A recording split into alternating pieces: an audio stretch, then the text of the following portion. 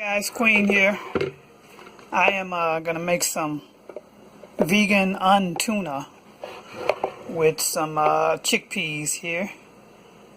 So I just blended these up in the blender for a little bit, not too much, and I will show you. Make it just like tuna.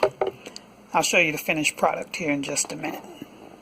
So here are the cut up veggies. I've got onions, red peppers, those little bitty green slices of habanero peppers, celery, and bread and butter pickles.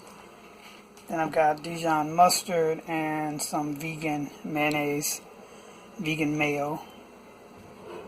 First time trying this, so we'll see.